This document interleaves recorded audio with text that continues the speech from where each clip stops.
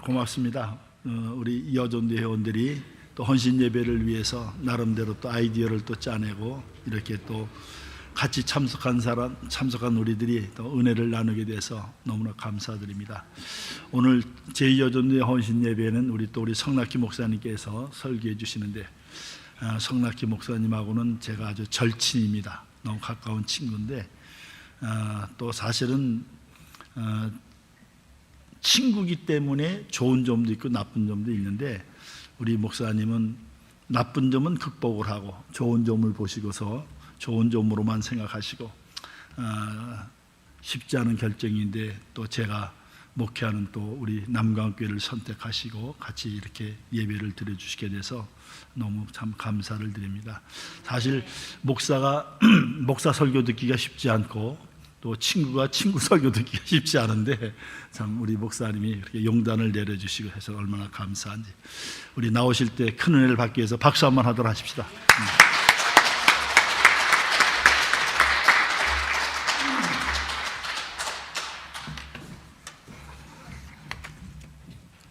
제 가슴이 벌렁벌렁 뛰어요 지금.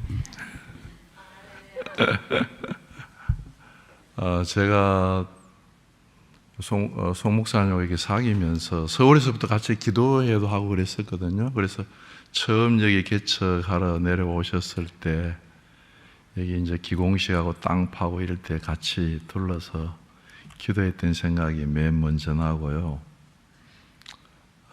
제가 이제 은퇴를 결정하고 나니까 제 주위에 있는 친구들이 물어봐요, 저한테.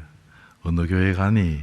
그래서 제가 송이수 목사님 계신 교회 간다 그랬더니, 제가 하는 말이 아니고 제 친구가 야, 참 좋은 분하고 같이 신앙생활하게 돼서 행복하겠다 그러세요. 그래서 아주 기쁜 마음으로 왔고, 사실 송 목사님하고 수십 년 동안 같이 사귀면서 제가 송 목사님한테 느끼는 거는, 장단점이 뭐 사람마다 다 있지만 참 맑은 분이다. 이렇게 가을에 여행을 가면 개울물 보면, 윗물을 보면 밑에 돌멩이까지 조그만 송사리 다니는까지 다 보이지 않아요? 송 목사님은 그런 분으로 저는 생각이 돼요. 그러니까 입에서 하는 말, 마음에서 속에서 하는 말이 다르지 않고 똑같이 그렇게 말씀하시는 분. 그래서 제가 그랬어요. 이 결정하면서 송 목사님을 담임 목사님으로 내가 모시게 돼서 나 참 행복하다 그러고 옵니다. 이렇게 말씀드리고 오늘 본문으로 들어가서 말씀을 드릴게요. 제 동생이 지금 대구에 있거든요. 그래서 어제 전화를 했어요.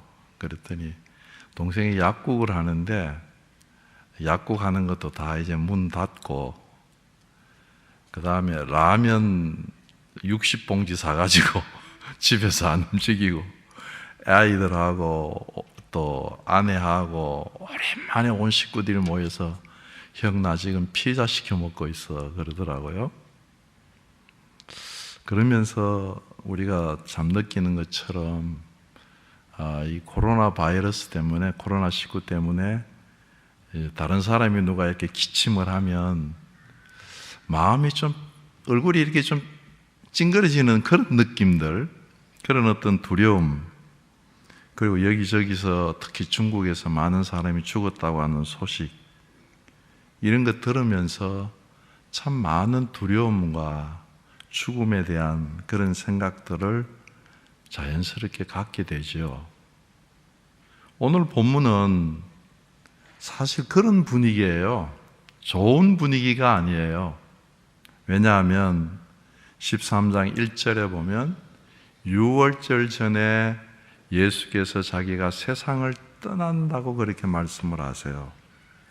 이 세상을 떠나는 분위기는 쉽게 얘기해서 죽음을 의식하고 있는 분위기고, 13장부터 17장까지는 우리가 잘 아는 다락방 강화라고 이름을 붙여서 한 번 예수님이 쭉 설교하시고 기도하시는 한 문장이거든요.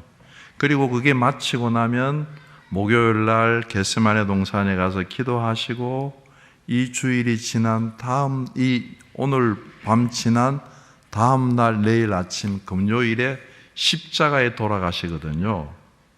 그렇기 때문에 오늘 본문은 금요일 십자가에 돌아가시기 직전 하루 전에 이제 저녁에 하시는 말씀이잖아요.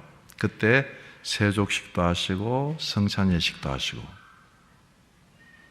이 죽음이라고 하는 공포가 제자들도 느끼고 주님도 느끼고, 그리고 오늘 본문에도 보면 가룟 유다가 예수 그리스도를 판다고 주님이 말씀해 주시고, 30절 우리가 읽지는 않았지만 보면 가룟 유다가 예수님이 주시는 떡을 가지고 예수를 팔러 어두운 밤 속으로 사라져가는, 이렇게 분위기를 좀 보면 흡사 우리 사회적인 분위기하고 비슷한 그런 면이 있는 본문이죠. 그런 분위기 속에서 주님께서 13장 1절에 보면 자기가 아버지께로 떠날 때가 이런 줄 아시고 세상에 있는 자기의 사람들을 사랑하시되, 어떻게 사랑하세요? 끝까지 사랑하시느니라, 그렇게 말씀하십니다. 그래서 제가 첫 번째 말씀드리고 싶은 것은 13장 1절에 있는 그대로 세상에 있는 자기의 사람들을 사랑하시되 끝까지 하시는 사랑, 그 사랑에 대하여서 말씀을 드리려고 합니다. 예수님은 이 세상에 오실 때 우연하게 오신 분이 아니에요.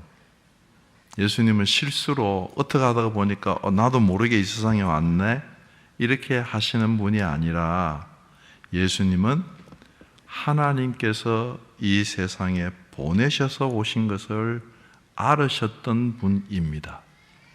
그리고 이 세상에 오셔서 아버지를 위하여서, 사명을 위하여서 살으셨고, 그리고 이제는 아버지께로 돌아갈 때가 이런 것을 아셨다고 말씀하십니다. 특히 3절을 보면 그 말씀이 분명하게 나오죠. 3절 한번 보시죠. 제가 읽겠습니다. 저녁 먹는 중에 예수는 아버지께서 모든 것을 자기 손에 맡기신 것과 또 예수 자신, 자기가 하나님께로부터 오셨다가 하나님께로 돌아가실 것을 아시고, 많은 사람들은 죽으면 세상이 끝이 난다고 생각을 합니다. 죽고 나면 그거지. 또 죽은 뒤에 뭐가 있다고 하더라도 우리가 어떻게 알아? 죽으면 끝이야. 그렇게 생각하는데 주님은 어떻게 말씀하세요? 내일 죽을 그 십자가의 처참하고 비참한 죽음을 아버지께로 돌아갈 때가 이런 것을 아셨다. 아버지께로 간다. 그렇게 말씀을 하십니다.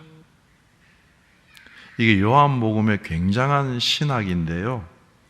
십자가를 주님이 아버지의 영광으로 들어가는 영광의 신학으로 십자가를 요한복음은 바라보고 있습니다. 세상에 있는 대부분의 사람들은 죽음 앞에 서면 내가 어디로 가는 거지? 대답이 못합니다. 어디에서부터 인생이 시작해서 왔다가 무엇을 위해서 살다가 무엇을 어디로 가는지 수많은 사람들이 질문은 했지만 답변이 없는 질문입니다. 대답이 없는 질문입니다. 철학자들은 얘기합니다. 어디서 왔냐고? 그거 몰라. 그냥 내던져진 존재니까 오늘 있는 그 장소에서 실존적으로 충실하게 살면 돼. 근원적인 질문해도 답이 없어. 과학자들은 얘기합니다. 어디서 왔냐? 원숭이한테서 왔어. 그러다 죽으면 물질로 돌아가. 어디서 와서 무엇을 위해서 살다가 어디로 가는지 대답이 없습니다. 어떤 종교도 대답이 없습니다. 불교 같은 경우에도 그냥 돌아가는 거야. 윤회설이잖아요. 대답 없는 질문이 이 질문입니다. 당신이 어디에서 왔다가 무엇을 위해서 살다가 어디로 가십니까? 답변할 수가 없어요. 근데 주님은 너무나 명확하게 오늘 본문에서 말씀하십니다. 나는 어디에서부터 오셨다고요? 아버지가 보내셔서 이 땅에 와서 무엇을 위해서 산다고요? 아버지가 주신 사명에 헌신해서 살다가 어디로 간다고요? 이제는 아버지께로 간다. 이건 철학입니까? 이건 깨달음입니까? 아니에요. 이것은 우리 주님의 살았던 삶의 고백이고 삶의 체험입니다. 왜 그렇게 말씀드릴 수가 있나요? 주님은 요한복음 3장 13절에서 이렇게 말씀하십니다. 하늘에서 내려온 자.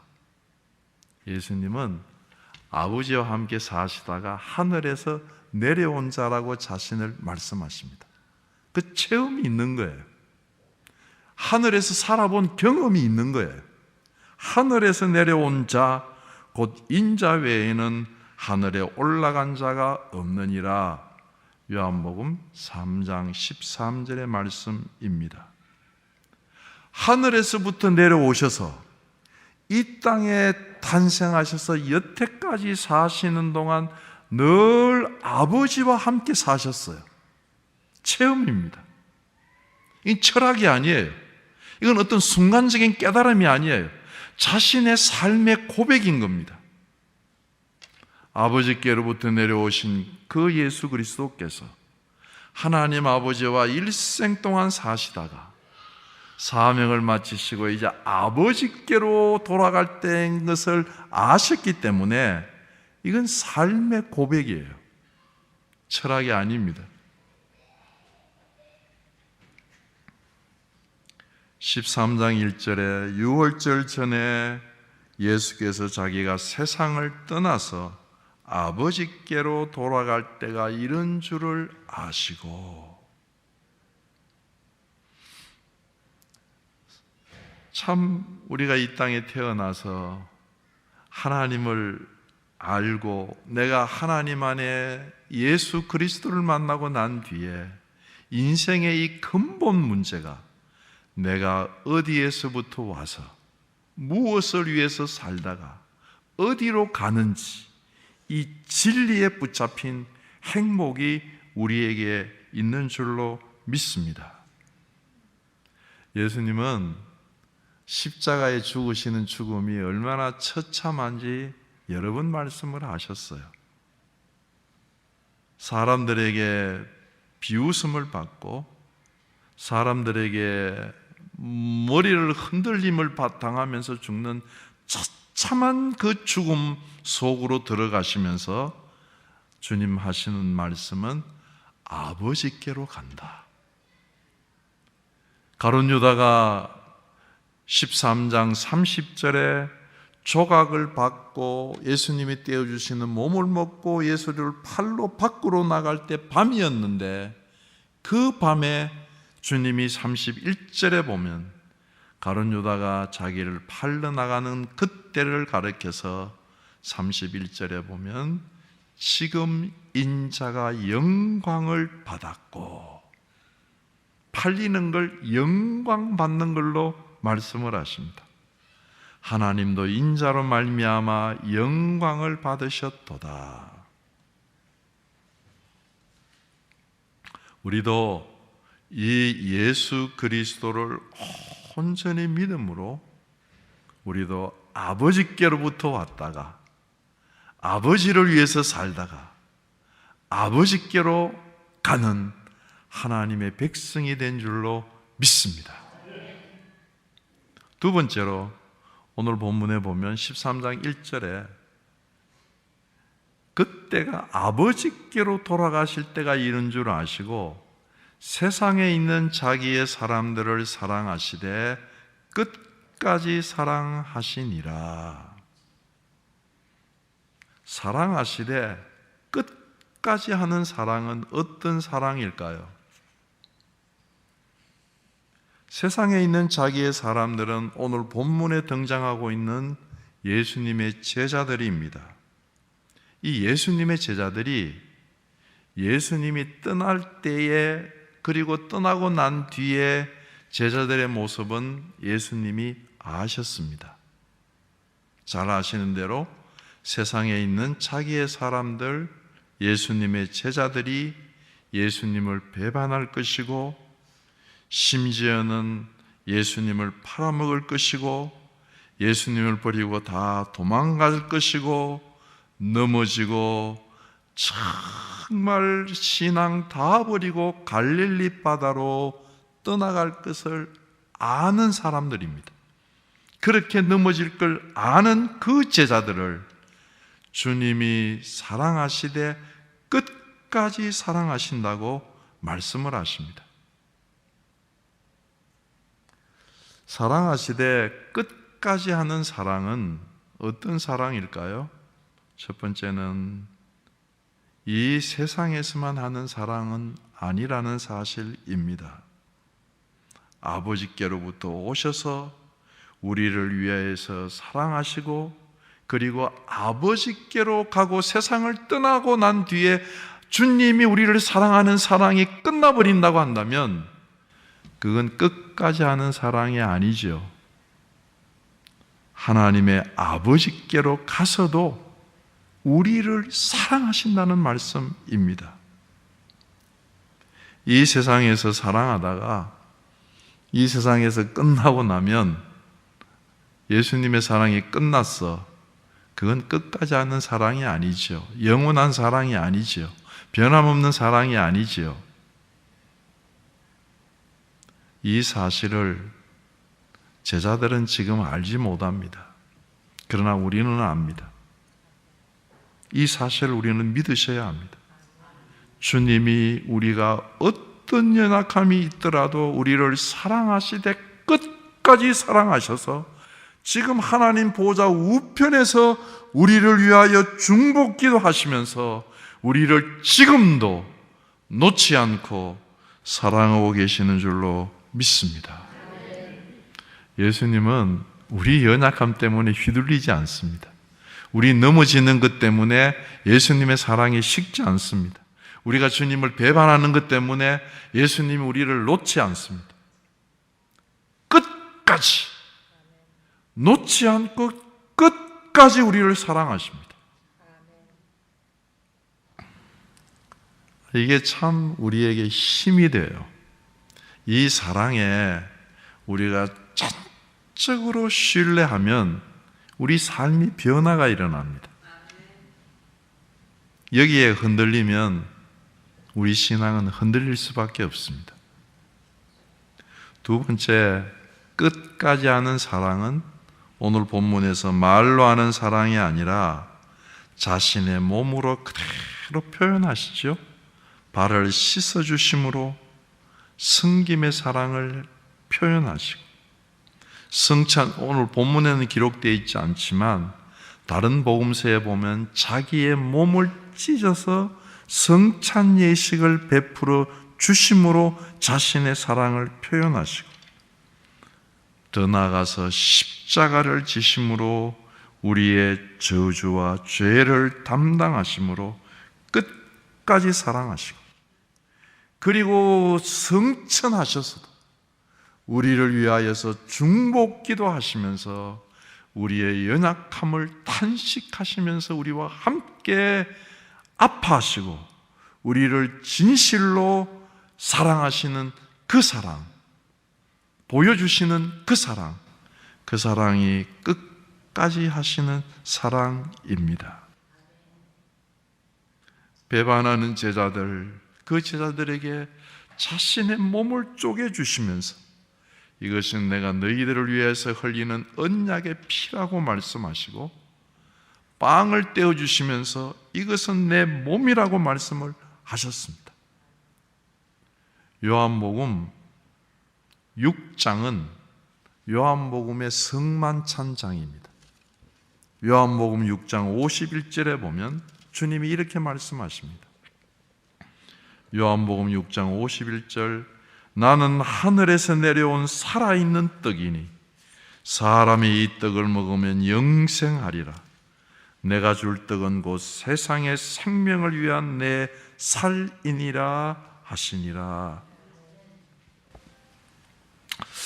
저는 이 말씀을 읽으면서 어느 날 자기의 사람들을 사랑하시되 끝까지 사랑하신다고 하는 이 말씀을 읽으면서 제가 더 성경을 읽어나가지 못하고 거기에서 멈추어서 감격한 적이 있습니다. 주님, 정말 그렇습니다.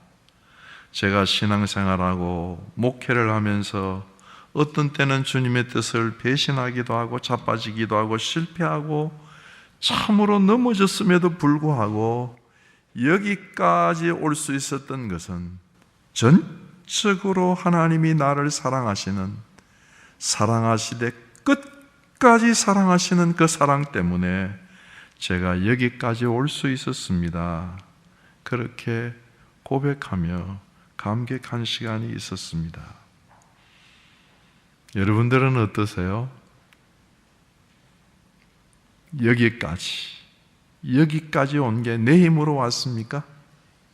여기까지 온 게 끝까지 우리를 놓지 아니하시고 우리를 세워주시려고 하는 주님의 사랑에 붙잡혀서 여기까지 신앙생활하고 오게 된 줄로 믿습니다. 세 번째, 끝까지 하시는 사랑은 예수님 혼자 우리를 사랑하시겠다는 말이 아닙니다. 끝까지 하는 사랑은 마침내 우리도 예수님을 사랑하게 되고 마침내 우리도 내 이웃과 내 참 교회를 사랑하게 되는 데까지 우리를 인도해 가시겠다는 말씀입니다. 사랑 중에 제일 비참한 사랑이 있어요. 그 사랑은 짝사랑이에요. 혼자 사랑하는 거 참 비극이에요. 부모가 자식을 사랑하는 것 내리사랑이면서 어떤 의미에서는 짝사랑이에요. 자식이 부모 사랑 모릅니다. 저도 모릅니다. 제가 지금 제 자식을 사랑하지만 그 자식도 제 사랑을 모릅니다. 짝사랑이에요. 한 남성이 한 여성을 사랑해서 어느 날 프로포즈합니다. 내가 정말 당신을 사랑합니다. 사랑 고백을 하는데 여성이 아주 쌀쌀하게 대합니다. 다시는 이런 짓 하지 마세요. 기분 나빠요. 그러면 남자가 당하는 그 아픔, 그 쓰라림, 그래도 우리 주님은 우리를 사랑하실 겁니다. 끝까지 사랑하실 겁니다. 그렇지만 주님의 사랑은 결국 십자가의 못 박음으로 우리의 사랑이 표현될 수밖에 없습니다. 그 짝사랑이에요. 주님이 우리를 끝까지 사랑하실 때 그 사랑이 내 속에서 감동이 되고 감격이 되어서 내 속에서도 사랑이 끌어올라 주님, 나도 주님을 사랑합니다. 그럴 때 사랑이 아름다워지고 행복해지는 거죠. 사랑은 절대로 혼자 이루어질 수 없는 겁니다. 사랑은 서로 사랑해야 되는 겁니다. 하나님이 세상을 이처럼 사랑하셔서 오늘 아침에 이렇게 찬송 불러가면서 요한복음 3장 16절을 외웠던 것처럼 찬송했던 것처럼 그처럼 사랑하셔서 자기 아들을 주고 내가 너를 사랑한다고 했지만 여전히 세상은 하나님의 사랑을 십자가에 못 박고 있습니다. 이게 비극인 거예요. 우리가 주님의 사랑을 알아 주님을 믿었다고 한다면 우리 속에도 이 주님이 나를 사랑하시되 끝까지 하시는 이 사랑에 감격이 되어서 주님 혼자 우리를 사랑하시는 것이 아니라 주님, 저도 주님을 사랑합니다. 그 고백, 그 사랑의 열정. 그래서 오늘 본문을 쭉 읽어 나가다 보면 34절에 보면 13장 34절에 보면 새 계명을 너희에게 주노니 서로 사랑해라. 내가 너희를 사랑한 것 같이 너희도 서로 사랑하라. 이 사랑은 서로 하는 거예요. 혼자 짝사랑하는 것은 참 하나님도 짝사랑은 하시는데 그게 십자가에 못 박히는 사랑이에요. 서로 사랑해야 합니다. 잘 아시는 대로 이렇게 배신하고 배반하고 주님을 욕하고 결국 도망갔던 베드로가 갈릴리 바다에 가서 나 고기 잡으러 간다 하고 앞장서서 갔습니다. 예수님 부활하시고 죽음으로 끝나지 않는 끝까지 하는 사랑으로 베드로를 찾아가셔서 베드로에게 물으시는 거 다 아시죠? 베드로야, 너 나를 사랑하느냐? 한 번 물으셨나요? 두 번 물으셨나요? 예, 세 번을 물으세요. 그때마다 뭐라고 얘기합니까? 주님, 내가 주님을 사랑합니다. 내가 주님을 사랑하는 걸 주님 아시지 않습니까?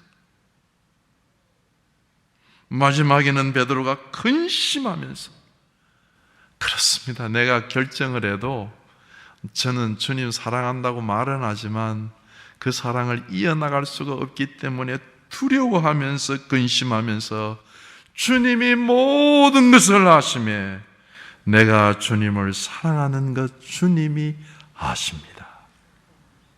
그러니까 베드로에게 사랑하느냐 하고 물으셔서 베드로의 가슴 속에서 사랑의 불을 자꾸 일으키시는 거예요. 주님 사랑합니다. 주님 사랑합니다. 주님 사랑합니다.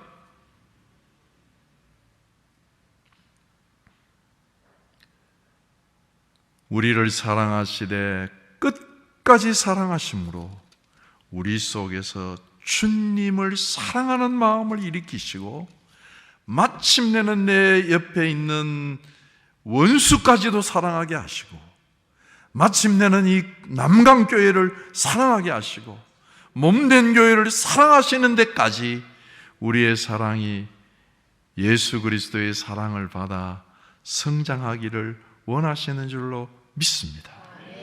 그때까지 우리 주님 우리를 놓지 않으실 거예요.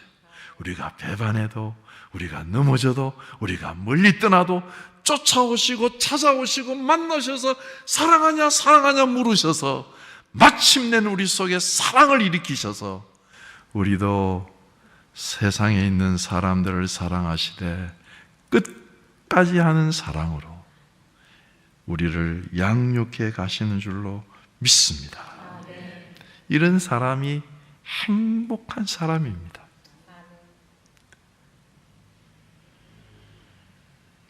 마지막으로 세 번째, 일일이 다 하나씩 말씀을 드리면 좋은데 시간이 없으니까요. 7절에 보면 이렇게 말씀하십니다. 예수께서 대답하여 이르시되 내가 하는 것을 내가 지금은 알지 못하나 이후에는 알리라. 내가 하는 것을, 예수님이 하시는 것을 내가, 베드로죠, 제자들이죠, 제자인 베드로 너는 지금은 알지 못하나 이후에는 알리라. 왜 이런 말씀을 하시나요? 예수님이 발을 씻으시니까 제자들이 아우 베드로가 안 됩니다. 주님 제 발 씻지 마세요. 아니 선생님이 제자 발을 씻다니 이럴 수는 없습니다. 주님 말씀하십니다. 내가 지금은 알지 못하나 이후에는 알리라.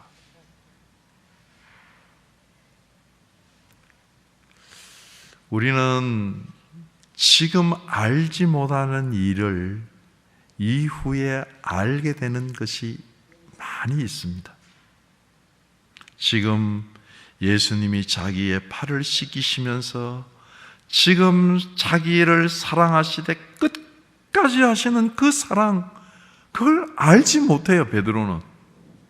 그러나 그걸 알 날이 있어. 심지어는 예수님이 자기의 몸을 찢어서 주시는 걸, 그 떡을 받아 먹으면서 그 피를 마시면서도 주님의 사랑을 지금 알지 못해요. 그러나 나중에 알 때가 있습니다. 이게 정말 신앙의 신비예요.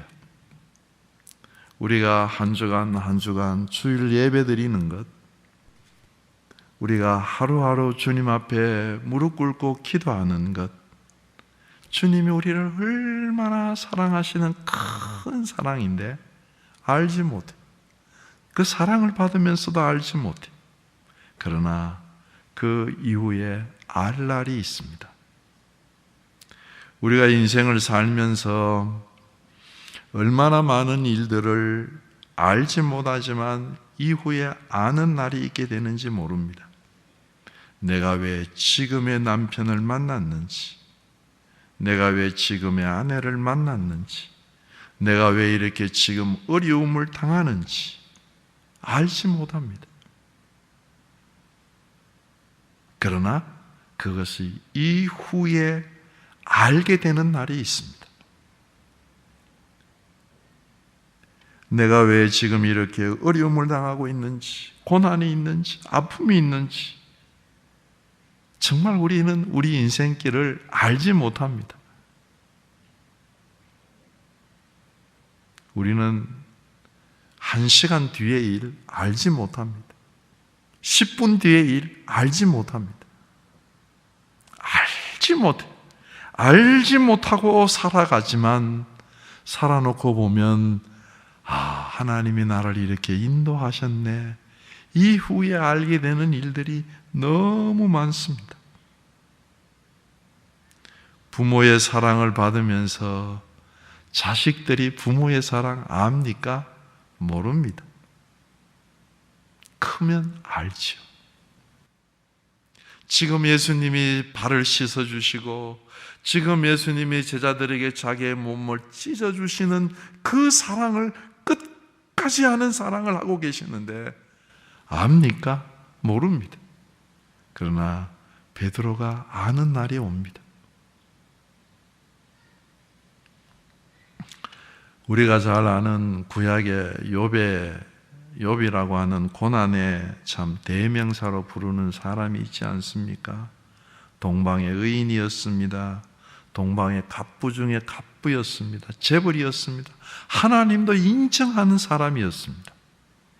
그런데 하루아침에 자기가 알지 못하는데 재산 다 날라갔어. 하루아침에 그 많던 재산, 자식들 10자식이 그냥 바람에 다 날려 죽었어. 자기 몸 질병이 나서 막 기왓장으로 끌고 가야 됐습니다.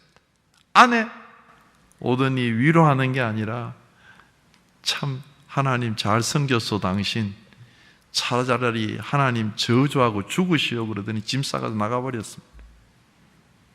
친구들 와가지고 울면서 위로하더니 그 뒤로부터 여봐 너 죄를 지어서 그렇다 자꾸 정죄하기 시작합니다. 그때 욥이 뭐라고 고백하나요? 나는 오직 내가 가는 길 하나님만 아신다. 나는 알지 못한다. 하나님이 나를 단련한 후에는 내가 순금같이 나오리라. 오늘 당하는 어려움, 오늘 당하는 그 고난, 오늘 내가 받고 있는 하나님의 그 충만한 사랑 다 아는 사람 누가 있겠습니까? 알지 못한다. 그러나 이후에는 알게 되리라. 아브라함이 신앙의 길 떠날 때에 잘 아시는 대로 히브리서 11장 8절에는 뭐라고 표현을 합니까? 믿음으로 아브라함은 부르심을 받았을 때에 순종하여 장래 유업을 받을 땅으로 나아갈새 갈 바를 알지 못하고 나아가니라. 아니, 갈 바를 알지 못하는데 어떻게 장래 유업을 받을 땅으로 나갑니까? 어떻게 나가죠? 어디로 가는지도 모르는데 내일은 어떻게 될지 모르지만 지금 순간순간 주님을 붙잡고 간다는 말씀 아니겠습니까? 제가 어릴 때 제 자식을 데리고 소풍이 길을 갔어요. 가면서 제가 물었습니다. 가면서 제가 숨기도 하고 이러다가 애한테 물었어요. 너 어디 가는지 아니? 몰라요. 모르고 너 어떻게 가니? 아빠 따라가면 되죠. 근데 그게 제 마음에 아주 어릴 때 얘기인데 제 마음에 꼭 박혀요. 우리가 알지 못해요. 그런 일들이 너무 많습니다. 알지 못하는 길을 가는데 어떻게 갑니까? 주님 따라가면 되죠. 주님 붙잡고.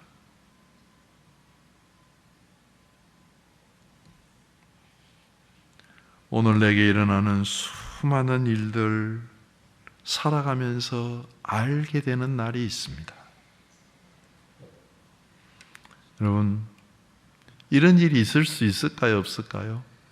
정말 내가 이 땅에서 살았는데 알지 못하고, 이건 참 알지 못하고 이 세상을 우리가 떠나는 일이 있을 수 있을까요? 없을까요? 저는 있다고 생각합니다. 다 알고 떠나겠어요? 모르고 우리가 주님 앞에 갔으면 주님 앞에서는 이 세상에서 모르고 살았던 모든 일들, 알지 못했던 일들이 주님 앞에서는 다 이후에 알게 되는 날이 있을 줄로 믿습니다. 그러니까 우리가 살아가는 게 죽음의 공포가 우리 주위에 있어도 얼마나 든든합니까?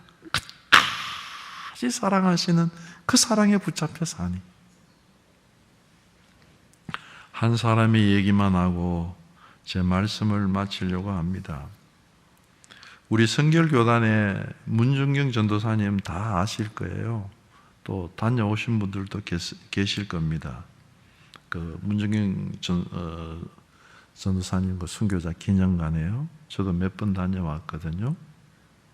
잘 아시는 대로 그분이 결혼 첫날 밤에 어떤 일이 이루어졌어요? 결혼을 했는데 첫날 밤에 남편은 다른 여자한테 가서 잠자리를 하고 결국 문중경 전도사님 전에 문중경이라고 하는 여자가 버림을 받고 소박을 받아서 쫓겨납니다. 어떻게 알겠어요?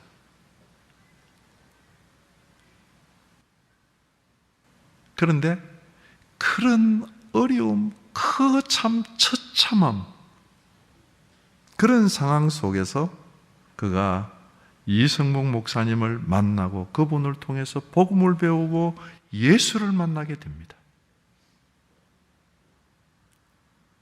예수를 만난 것 때문에 그가 전도사님이 되었고 그를 통해서 서산 일대에 엄청난 복음의 바람을 일으키고 그를 통하여서 김중근 목사님이라든지 또 이만신 목사님이라든지 정택이라든지 이런 분들이 배출됩니다. 정말 알지 못하는 어려움을 당했는데 그 어려움 속에서도 그리스도를 발견하고 우리를 사랑하시되 끝까지 하는 그 사랑에 붙잡혀서 삶을 살았을 때에 마침내는 이후에 알게 되는 은혜. 그때 내가 소박 맞은 게, 그때 내가 이 어려움 당한 게 예수를 믿어 이런 수많은 영혼들을 구원해내려고 나를 인도하신 하나님의 은혜로다. 결론지어 말씀을 맺습니다.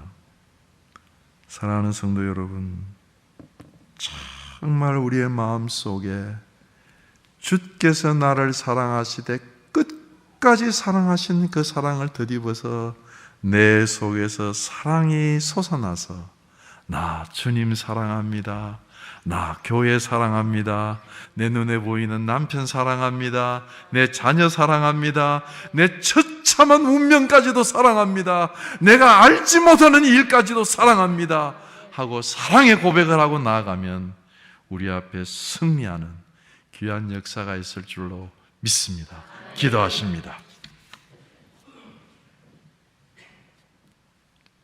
아버지 하나님, 오늘 헌신 예배 드리는 귀한 여전도 회원들에게 사랑하시되 끝까지 사랑해 주시는 예수 그리스도의 사랑으로 마음속에 사랑의 불이 활활 타오르게 축복해 주시고, 주님 앞에 예배드린 우리 모두의 가슴 속에 예수의 사랑이 불타서 아버지 하나님, 이 세상에 있는 모든 어두움을 불태우고 사랑하는 이 교회를 주의 원대로 부흥시키며 아름답게 성장시키는 귀한 역사가 있게 축복하여 주시옵소서.